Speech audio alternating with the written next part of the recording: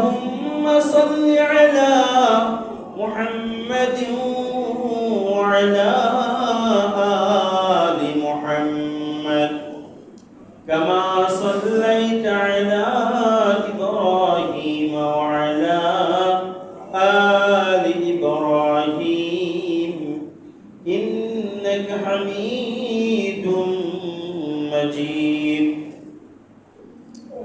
اللهم بارك على محمد وعلى آل محمد كما باركت على إبراهيم وعلى آل إبراهيم إنك حميد مجيد الحمد لله ثم الحمد لله লাখো কোটি কালিমাতুশ শুকর মহিয়ান গুরিয়ান দয়ার সাগর রহমান রহিম রব্বে করিম আযজা ওয়া জাল তিনার শাহী দরবারে যিনি আজকের এই মুহূর্ত পর্যন্ত আমার আপনার হায়াতের পুঁজিকে দীর্ঘায়ু করে তিনার পবিত্র ঘর জামি মসজিদে তিনার এই ইবাদতের লক্ষ্যে কুঞ্জুতি চরণে সিজদার লক্ষ্যে উপস্থিত হওয়ার মতো তৌফিক এনায়েত ফরমায়েছেন। এই জন্য আমরা সকলেই হৃদয়ের গভীর থেকে ভালোবাসা নিঃসৃত কণ্ঠে সেই রব্বে করিম আযজা ওয়া জাল, সেই রহমান রহিম দয়ার সাগর মায়ার সাগর রব্বুল আলামিন তিনার শাহী দরবারে কালিমাতুশ শুকর জ্ঞাপন করি আলহামদুলিল্লাহ। নবী কুলের শিরোমণি সাইয়্যিদুল আম্বিয়া আহমদ মুহাম্মদ মুস্তাফা কিয়ামত দিবসের চিফ অ্যাডভোকেট উৎকৃষ্ট সুপারিশগার আজিমুশ শান পয়গম্বর নবী মুহাম্মদুর রাসূলুল্লাহ সাল্লাল্লাহু আলাইহি ওয়াসাল্লাম, সেই পয়গম্বরের প্রতি ভালোবাসা মিশ্রিত কণ্ঠে সকলে আমরা দরুদ পড়ি সাল্লাল্লাহু আলাইহি ওয়াসাল্লাম। মুআজ্জাজ মুকাররম, আপনারা সকলেই কেমন আছেন? আলহামদুলিল্লাহ আলহামদুলিল্লাহ। আপনাদের দোয়ার বরকতে আল্লাহর রহমতে ভালো আছি আলহামদুলিল্লাহ সুম্মা আলহামদুলিল্লাহ। আমরা সকলেই আগের কাতার পূরণ করে বসি। আগের কাতারে বসার যে কত ফজিলত,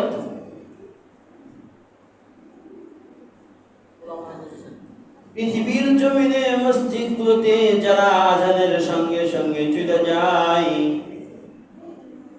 শুধু কি তাই, আগের কাতারে বসার জন্য প্রতিযোগিতা করে, আগের কাতারে সর্বসময় আগের কাতারে বসা পছন্দ করে, তাদের জন্য আল্লাহ তাআলার পক্ষ থেকে ইনআম বড় ধরনের পুরস্কার হলো, যখন তারা ইন্তেকাল করবে আল্লাহ রাব্বুল আলামিন আগের কাতারে বসনেওয়ালা মুসল্লিদেরকে কিয়ামতের দিন সর্বপ্রথম আগের কাতারে জান্নাতের মেহমান বানাবেন। এটা কে করবেন?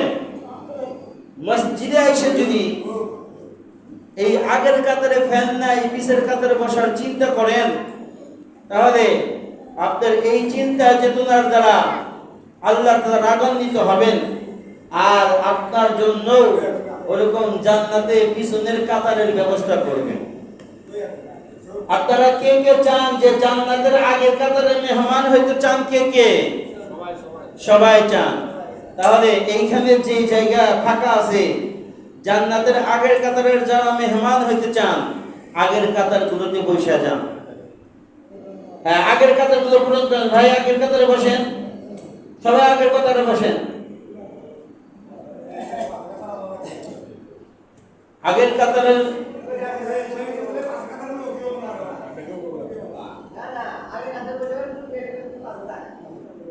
আগের কাতারে বসার অনেক ফজিলত।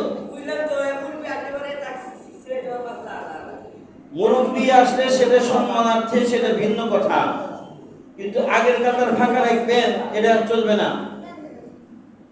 মুরব্বী কি আল্লাহ তাআলার সৃষ্টি নাকি? তাহলে আল্লাহ তাআলার সৃষ্টি, আল্লাহ তাআলার যে বিধান, সেই বিধানের কাছে তো সব মাথা নত।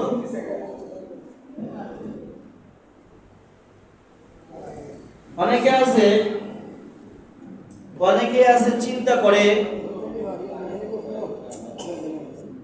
এবং কি আমার মতো অনেক ইমাম মুয়াজ্জিন এরকম ইসলামিক ধার্মিক মুভমেন্টের লোক, তারা চিন্তা করে, তাদের মনের ভিতরে একটা চিন্তা বাসা বাঁধে যে আমার সন্তানকে যদি স্কুলে না পড়াই, কলেজ ভার্সিটিতে যদি না পড়াই, তাহলে আমার সন্তান চাকরি পাবে না, ভালো কিছু করতে পারবে না, চলবে কেমনে? এই চিন্তা চেতনার ঢেউ এক একজনের মস্তিষ্কের ভিতরে খেলা করে, যার কারণে তারা ছোট থেকেই চিন্তা করে, বাচ্চা যখন কচি কণ্ঠে বাবাকে বাবা ডাকে, মাকে মা ডাকে, সেই কচি কণ্ঠে সর্বপ্রথম তো মুসলমান হিসেবে ইমানি দায়িত্ব কর্তব্য ছিল সর্বপ্রথম তাকে সেই কচি কণ্ঠে আল্লাহ তাআলার নামের আলিফটা আগে শিখানো।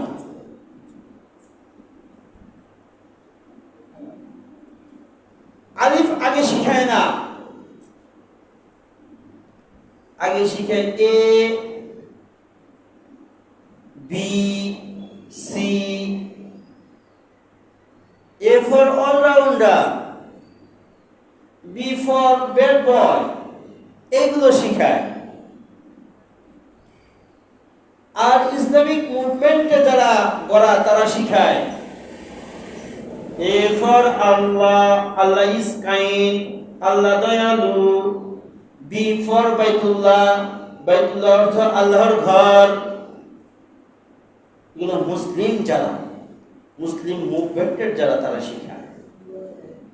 আর জেনারেল নলেজ অপসংস্কৃতি দ্বারা যাদের মস্তিষ্কে কুচ্ছ রটাইতেছে, শয়তানি কৃষ্টি কালচারের ঢেউ যাদের মস্তিষ্কে ঘটতেছে, ঢেউ খেলতেছে, তারা চিন্তা করে স্কুলে না পড়াইলে ভাত পাবে না।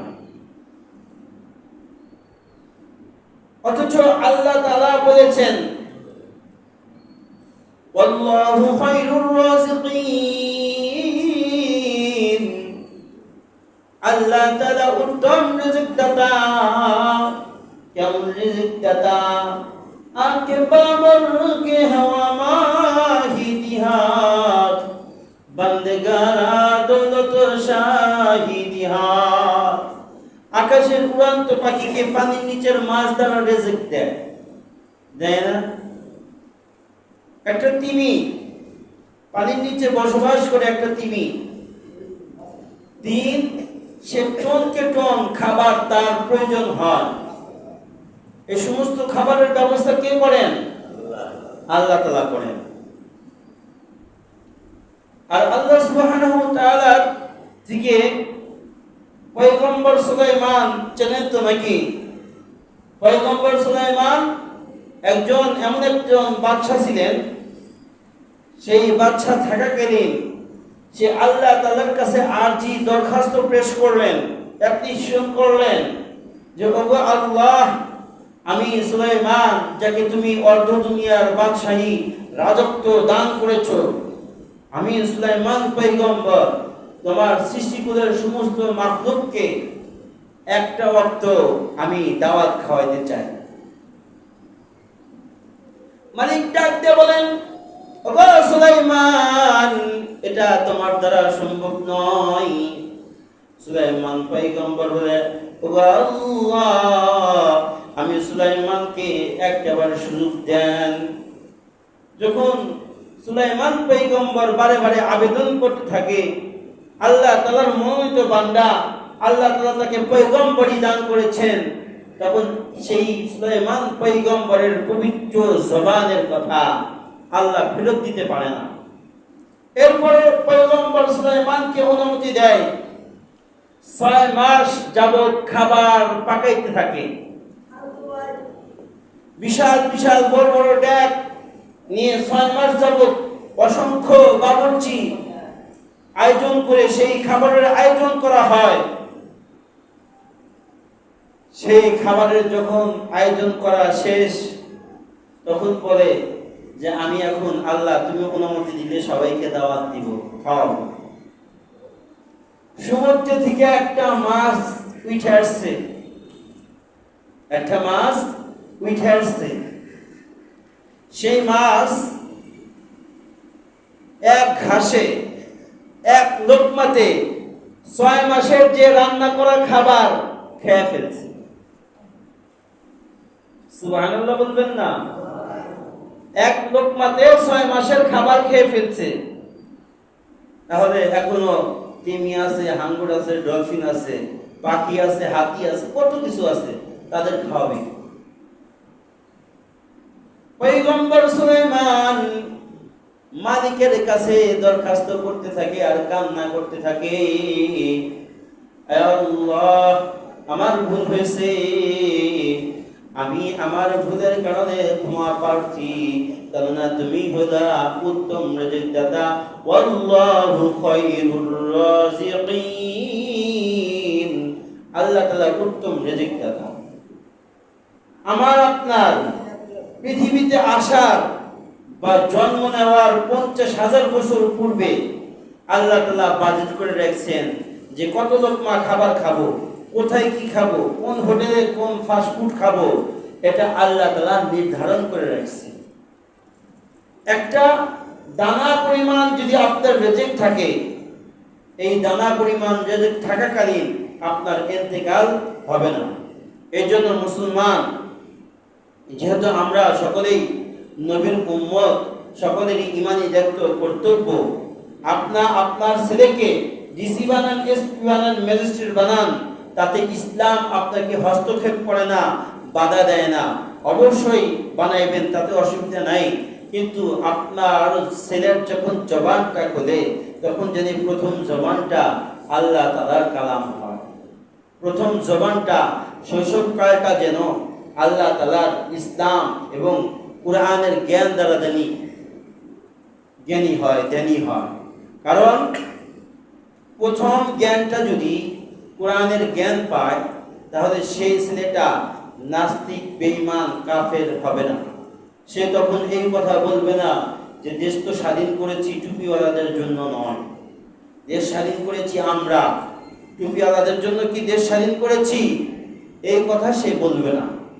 কারণ আজ বাংলাদেশের ধর্মপ্রাণ মুসলমান এবং সমগ্র বিশ্বে মুসলমানের উপর কেউ নাই। আর সমস্ত কিছুর মডেল একদম পয়গম্বরের যে মডেল, পয়গম্বরের মডেলের উপর কোনো মডেল হয় না পৃথিবীর শুরু থেকে শেষ পর্যন্ত। এই জন্য আমাদের ছেলে সন্তানদেরকে দ্বীন ইসলাম শিক্ষা দেওয়া দরকার। আর দ্বীন ইসলামের ব্যাপারে হাদিসের ভিতরে আসছে, তথা সায়েন্টিস্টগণ আরবি ইংলিশে তর্জমা করেছেন, tell the scientist it is obligatory for all Muslim according to religious knowledge. প্রত্যেকটা মুসলমানের জন্য ইসলামিক জ্ঞান শিক্ষা করা ফরজে আইন, সকলের জন্য। আজ আমরা যারা নামাজে দাঁড়াই, কিন্তু আমার আপনার নামাজ হইতেছে না। কেন নামাজ হইতেছে না? নামাজে কেন মন বসে না? নামাজে দাঁড়াইলে নামাজটা ভালো হয় না, নামাজে মন বসে না কেন? আমার এই মসজিদের মুসল্লি সে বলছে যে হুজুর নামাজ কি পড়াইলেন, মজা পাইলাম না। এটা তো সে বলছে। তাছাড়াও আমরা সকলেই নামাজের ভিতর মজা পাই না। কেন পাই না? কারণ আমরা নামাজ সম্পর্কে জানি না। আমরা আমাদের একজন ভাই যদি ইন্তেকাল করতে লাগে, তার সামনে বসে কি দোয়া করতে হয় সেটা আমরা জানি না।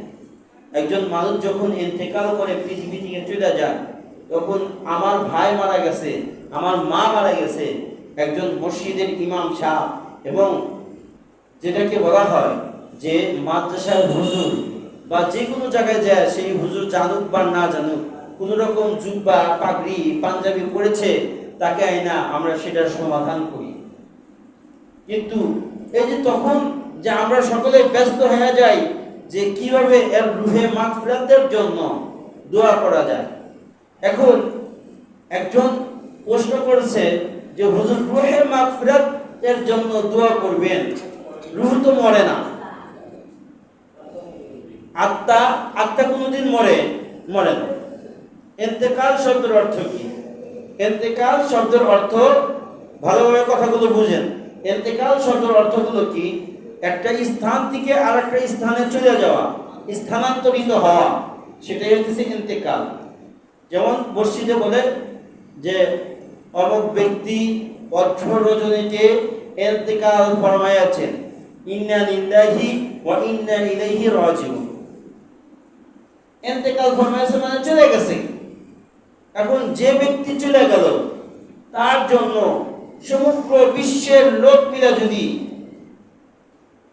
1 কোটি কোরআন শরীফ খতম করি, তার জন্য সমগ্র বিশ্বের লোক মিলে যদি বড় বড় মহিষ, বড় বড় গরু জবাই করে যদি তামদারি করি, এইগুলো করার দ্বারা ওই ব্যক্তির কি আটানা ফায়দা হবে? হবে না। ভালোভাবে সূক্ষ্ম ব্রেনটে বুঝে নেন। আজ আমার, আপনার চাচা, খালা, মামু, দাদা, নানা ইন্তেকাল করলে আমার সর্বপ্রথম কাজ হয় 40-এর আয়োজন করতে হয়। 40-এর আয়োজন করতে হয়। 40-এর আয়োজন করে পুরো এলাকার ভিতর, আমার আত্মীয় স্বজনের ভিতর যারা নামি দামি পকেটে টাকা পয়সা মামু আছে, তাদেরকে দাওয়াত দিই। ওদিকে পাশে আমার প্রতিবেশী 6 মাসে এক বেলা গোস্ত খাওয়ার মতো তার সুযোগ হয় না, তার কথা চিন্তাই নিই না, তাকে আমরা পাতে নিই না, না নিয়ে মামু, খালা, দাদা টাকা পয়সা জাগরে আছে, জাগরে দাওয়াত দিয়ে খিলাইতেছি। আবার সেই খাওয়া নিয়ে কত খাওয়া দাওয়া করে কত রকমের দুর্নাম, যে রান্না ভালো হয় নাই, কোন থেকে বাবুর্চি নিয়েছে, আমার প্লেটে এক পিস দিছে, আর ওই বড় টাকাওয়ালা 3 পিস দিছে, হাফ পিস 10 পিস, এই 3 পিস নিয়েই আবার দুর্নাম রটায়। আর আগের মানুষ কেমন ছিল? যে আপনার একটা লাউ কেটে দিয়া তার ভিতর কুয়াখানি গোস্ত তেল দিয়ে খাওয়াইছে। খাওয়ার পর কি খাইলাম রে, কত সুন্দর খাবার আমাদেরকে খাওয়াইলো, অমুক ভাই কি আদর আপ্যায়ন, কি হৃদ্যতা, মহাব্বত ছিল, কলিজার মহাব্বত ছিল। আর এখন নিয়ে এসে বিরিয়ানি খাওয়াবেন, তারপরেও দুর্নাম। তাহলে এই যে 40 দিন 3 দিন এগুলো আমরা যারা খাওয়াইতেছি, আমি কিন্তু আপনাদের না করতেছি না, কিন্তু আসলে যিনিও, যে ব্যক্তিটা মারা গেল, সে কি এইগুলোর সব পায় কিনা? সে তো মরে নাই, ইন্তেকাল করছে, এক জায়গা থেকে আরেক জায়গায় গেছে। আর পৃথিবীতে আসছিল কিসের জন্য? কিছু কামাই কাজি করে সে চলে যাবে। আর সে যে ব্যাংক ব্যালেন্স তথা এই ব্যাংক, এই কলক নামক যে ব্যাংক, এই ব্যাংকের ভিতর যেই আমল করেছেন, সেই আমলগুলো এই ব্যাংক নামক ক্রেডিট কার্ডে তথা এই আত্মা নামক ক্রেডিট কার্ডে সেই আমলগুলো জমা আছে। এটিএম বুথে যখন আপনি ক্রেডিট কার্ডটা ঢুকানোর সঙ্গে সঙ্গে আপনার অ্যাকাউন্টে কত আছে আর কত উত্তোলন করতে চান বা কত উত্তোলন করেছেন, এটার জন্য একটা গ্রিন সিগন্যাল আসে। আপনার যখন আত্মাটা ভালো আমল করবেন, যখন আপনার এই ভূত নামক এই মেশিনে যখন আল্লাহ তাআলা সেই আত্মাটা ঢুকানোর পরে যখন আপনাকে সেই প্রশ্ন করা হবে, মান রব্বুকা ওমা দীনুকা ওমা হাযার রাজুলুল্লাযী বুইসা ফীকুম, যখন বলা হবে যে মান রব্বুকা, তোমার রবকে, রব্বি আল্লাহ, ওমা দীনুকা, তোমার দিনকে, দীনুনা ইসলাম, তোমার হাযার রাজুলুল্লাযী বুইসা ফীকুম, এই ব্যক্তিকে যাকে তোমাদের নিকট পাঠানো হয়েছিল। আপনার যদি অ্যাকাউন্টে টাকা না থাকে, আপনি এটিএম কার্ড, ক্রেডিট কার্ড যতই ঢুকান, যতই শো করেন, বের হবে না।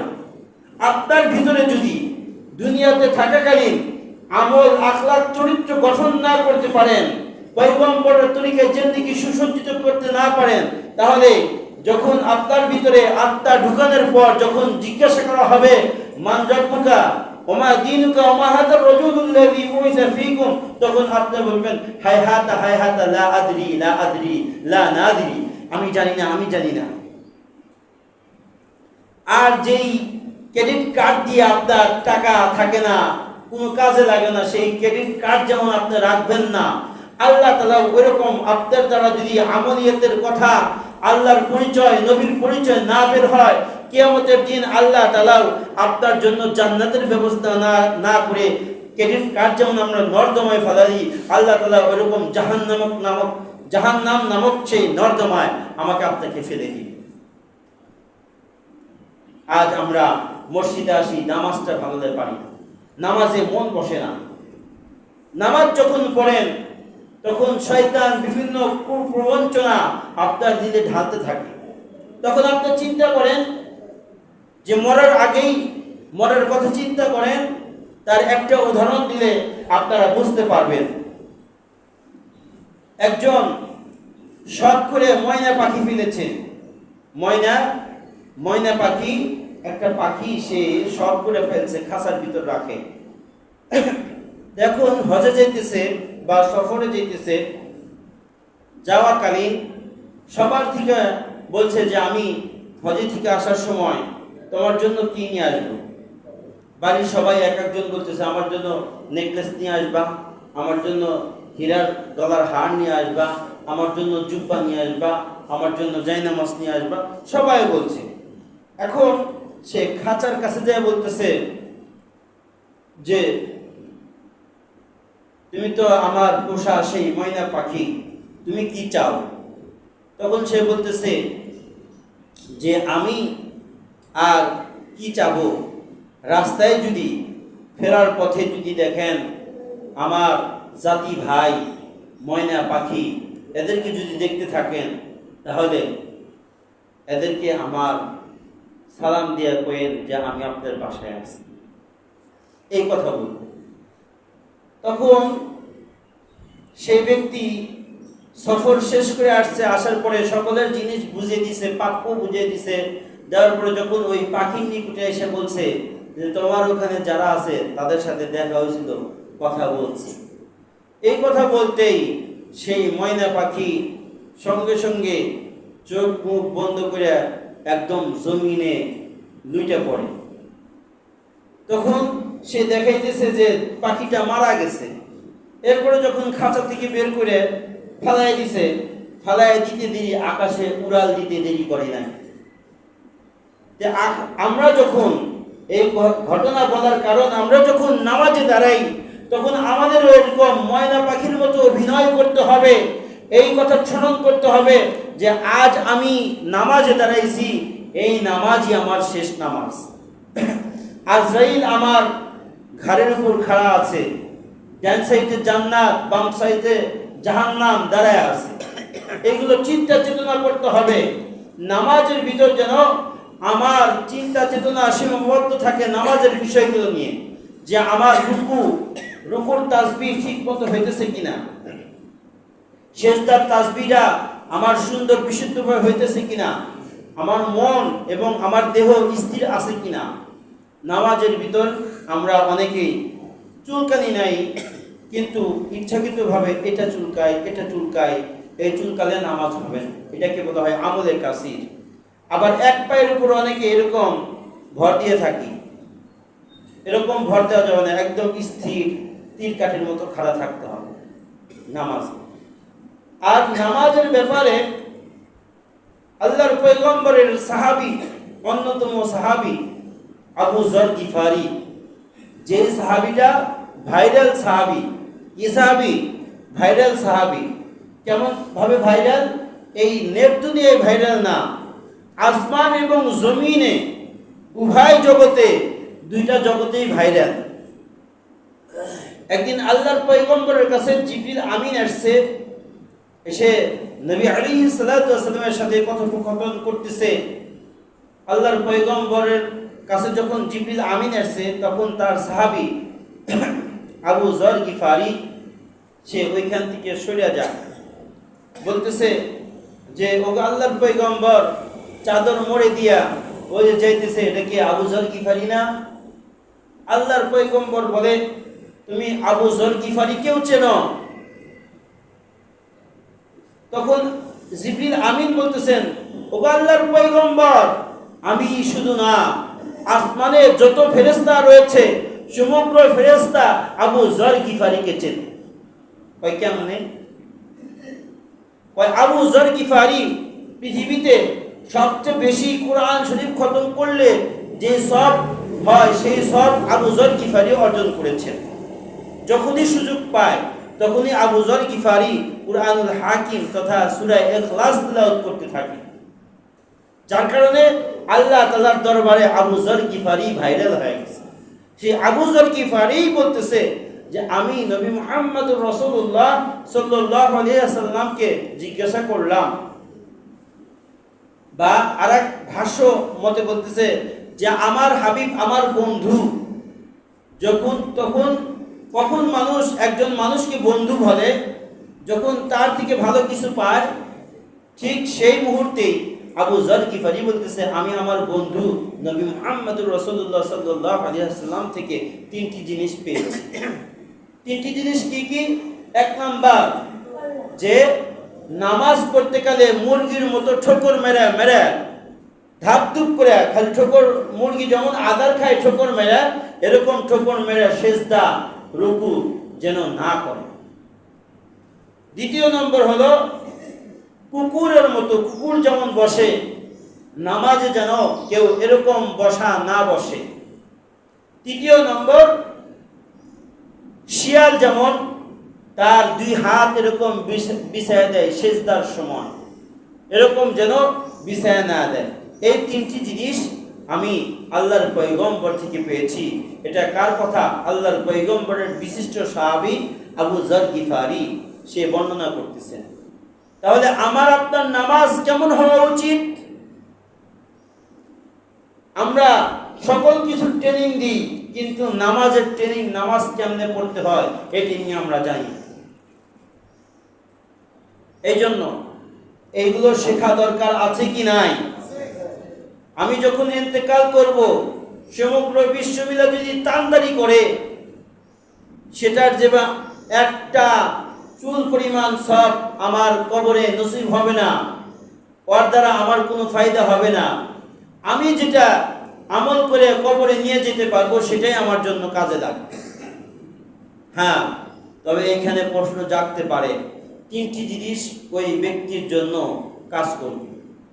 সে যদি দুনিয়াতে কোনো জায়গায় রাস্তার পাশে গাছ লাগায়া যায় বা টিউবওয়েল জনকল্যাণ মুখর কাজ করে যায়, সেটার সব সে চিরদিন পাইতে থাকবে। সে জীবিত থাকা অবস্থায় যদি কোনো কাউকে কুরআনুল হাকিম কিনে দেয়, কিতাব দিয়ে দেয়, সেটা সব পাইতে থাকবে। আর সেই ব্যক্তি রেখে যাওয়া সম্পদ তথা সন্তানের ভিতরে কেউ যদি আলেম হয় বা ইসলামিক জ্ঞান শিখায় তাকে আলেম বানাইছে, তাহলে সেই আলেমের ইলম দ্বারা পৃথিবীর যত মানুষ ফায়দা হবে, সেই ফায়দার সবগুলো সেই কবরে দেয়া পাইতে থাকবে। তার সন্তান যদি তার জন্য কোরআন শরীফ পড়ে, নেক কাজ করে, সেই নেক কাজের পার্সেন্টেজ পাইতে থাকবে। এছাড়া যদি পৃথিবীর সমস্ত লোক মিলে যদি বিশ্বব্যাপীভাবে তার তান্দারি করে, তার এক কিঞ্চিত সবও সে পাবে না, এক কিঞ্চিত উপকার তার হবে না। তার নিজের যে কাজ, সেই কাজের দ্বারা উপকৃত হবে। এই জন্য আমরা এই বিষয়গুলো লালন করে আমরা যেন নামাজ কালাম বিশুদ্ধ রূপে পড়তে পারি। নামাজের ভিতরে যখন ইমাম সাহেব কিরাত বলে, সেই কিরাতগুলো ধ্যান খেলে শোনা, তাহলে আমরা নামাজ পড়তে পারবো। তাহলে নামাজের পরে যদি প্রশ্ন করা হয় যে কোন সূরা দিয়ে নামাজ পড়ছে, তখন আর আমাকে আপনাকে খুঁজতে হবে না। মুখস্থ না পড়ে মুখস্থ জিনিসকে খেয়ালের সহিত পড়তে হবে। খেয়ালে আউলিয়া, বেখিয়ালে দেউলিয়া, এটা স্মরণ রাখতে হবে। এই জন্য মুআজ্জাজ মুকাররম আমরা সকলেই আমাদের নামাজ কালাম যেন বিশুদ্ধ হয়, এই চিন্তা চেতনায় সামনে অগ্রসর হব। দিনদার পরহেজগার মুসলমান হয়ে পয়গম্বরের খাঁটি উম্মত হয়ে যেন কবরে যেতে পারি, সেই তৌফিক আল্লাহ তাআলা দান করুক। আমিন। ওয়া আখিরু দাওয়ানা আলহামদুলিল্লাহি রাব্বিল আলামিন। আসসালামু আলাইকুম। যারা সুন্নাত পড়েন